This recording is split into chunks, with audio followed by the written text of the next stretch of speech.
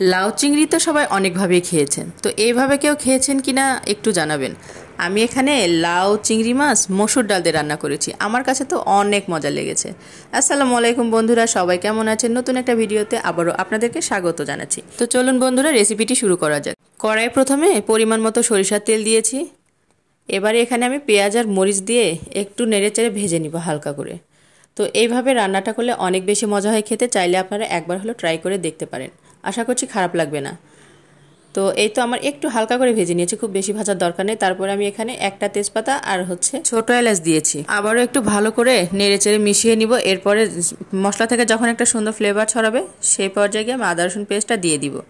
দিয়ে আদা রসুন পেস্টের কাঁচা গন্ধ না যাওয়া পর্যন্ত একটু ভেজে নিব। তো যাই হোক বন্ধুরা, সব কিছু সুন্দর করে ভাজা হয়ে গিয়েছে। এবারে আমি এখানে গুঁড়ো মশলা অ্যাড করব। তার আগে আমি অবশ্যই একটু পানি দিয়ে নিয়েছি যেন গুঁড়ো মশলাগুলো পুড়ে না যায়। তো এবারে আমি এখানে গুঁড়ো মশলাগুলো অ্যাড করে দিব। এই তো সব রকম গুঁড়ো মশলা দিয়েছি, আপনারা আপনাদের পছন্দ মতো দিয়ে নেবেন। দিয়ে আবারও খুব সুন্দর করে মশলাগুলো কষাতে হবে। আর আমরা সবাই জানি যে কোনো রান্নার ক্ষেত্রে মশলাটা কষানো খুব জরুরি। খুব সুন্দর করে মশলা কষালে রান্নার টেস্ট কিন্তু অটোমেটিক্যালি অনেক ভালো আসে। তো যাই হোক বন্ধুরা, আমি এখানে আসলে আমি কি বলবো, রান্না কিন্তু শেখাই না, আমি আমার মতো করে রান্না করি, সেটাই আপনাদের সঙ্গে শেয়ার করি। তো এই তো আমি আগে থেকে মসুর ডাল আর এখানে লাউ নিয়েছিলাম।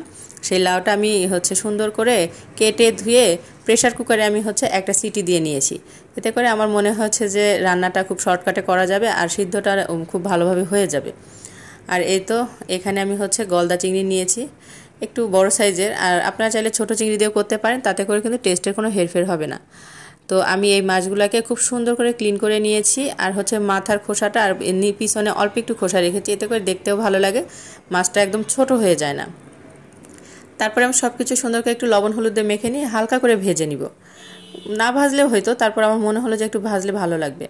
তো হালকা করে একটু ভেজে নিয়ে তারপরে আমি এগুলোকে ওই লাউ যে দিয়েছি সেই লাউয়ের মধ্যে দিয়ে দিব।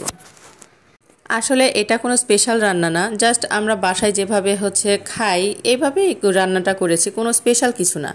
তো এই দেখুন, এখানে কিন্তু আমার লাউ আর মসুর ডালটা খুব সুন্দর করে কষানো হয়ে গিয়েছে। এবার এর মধ্যে আমি আগে থেকে ভেজে রাখা চিংড়ি মাছটা দিয়ে দিব। দিয়ে এটাকে খুব সুন্দর করে কষিয়ে কষিয়ে একদম যে তেল তেল যখন উঠে আসবে তখন ওটা কষানো হয়ে যাবে। তো এইভাবে রান্নাটা করলে অনেক বেশি মজা হয় খেতে। তো এই রান্নাটা কে কে খেয়েছেন অবশ্যই একটু কমেন্ট করে জানাবেন। আর যারা খাননি তারা অবশ্যই একবার ট্রাই করবেন, আমার মনে হয় ভালোই লাগবে, খারাপ লাগবে না। কারণ আমার কাছে মনে হয় কি, মসুর ডালে নিজস্ব একটা টেস্ট আছে, আর সেই টেস্টটা যে কোনো রেসিপিতে অনেক বেশি ভালো লাগে। আমি কিন্তু শাক দিয়ে মসুর ডাল খাই, এটাও আমার কাছে অনেক মজা লাগে। আমি অনেক রকম সবজি দিয়ে মসুর ডাল খাই, সেটাও অনেক বেশি মজা লাগে। তাই আমি সেই থেকেই এই রান্নাটা করেছি, আমার কাছে অনেক বেশি মজা লেগেছে। এটা চাইলে আপনারা ভাতের সঙ্গে তো চলবেই, তার সাথে আপনি চাইলে রুটি দিয়ে পরোটা দিয়েও খেতে পারবেন, খুবই মজা লাগবে। আর একটা জিনিস মাথায় রাখবেন, সেটা লাউ রান্না করার সময় অবশ্যই ঝালের পরিমাণটা একটু কম দিবেন, কারণ লাউয়ের তরকারিতে না ঝালটা কম হলে খেতে অনেক বেশি মজা লাগে, আর বেশি ঝাল হলে সেটা খুবই ভালো লাগে না খেতে, কি বলবো। তো এই তো আমার সব কিছু প্রায় হয়ে গিয়েছে। এবার আমি বাগার দিয়ে দিব। আর এটা কিন্তু মোস্ট ইম্পর্ট্যান্ট একটা পার্ট, এটা দিতেই হবে, এটা দিলে একদম রান্নার 16 কলা পূর্ণ হয়ে যাবে। এখানে আমি রসুন আর পেঁয়াজ দিয়েছি, দিয়ে সুন্দর করে একদম ব্রাউন করে ভেজে নিব। তার মধ্যে আমি শুকনো মরিচও দিয়েছি, একদম ব্রাউনিশ করে ভেজে নিয়ে তারপরে আমি একটুখানি জিরা দিয়েছি, দিয়ে সুন্দর করে নেড়েছে। তো আমার কিন্তু বাগারটা একদম রেডি হয়ে গিয়েছে। এটা আবার আমি এখানে দিয়েও দিয়েছি। তো এই তো এইবার কিন্তু রান্নাটা একদম পরিপূর্ণ হয়ে গিয়েছে, খুবই ভালো হয়েছে। আপনারা চাইলে শেষ পর্যায়ে একটু গরম মশলা বা ভাজা জিরার গুঁড়া দিতে পারেন, তবে আমার কাছে মনে হয় না যে আর কিছু দিতে হবে, তাই আমি আর কিছু দেইনি। তো আমার রান্নাটা একেবারে রেডি হয়ে গিয়েছে। এবারে এটা একদম গরম গরম সার্ভ বা আপনি ঠান্ডা করেও খেতে পারেন, তাতেও অনেক ভালো লাগবে। তো এই তো আজকের রেসিপিটা আপনাদের কাছে কেমন লাগলো অবশ্যই কমেন্ট করে জানাবেন, আশা করছি সবার কাছে অনেক বেশি ভালো লাগবে। ভালো থাকবেন সবাই, আমার জন্য দোয়া করবেন। আল্লাহ হাফেজ, আসসালামু আলাইকুম।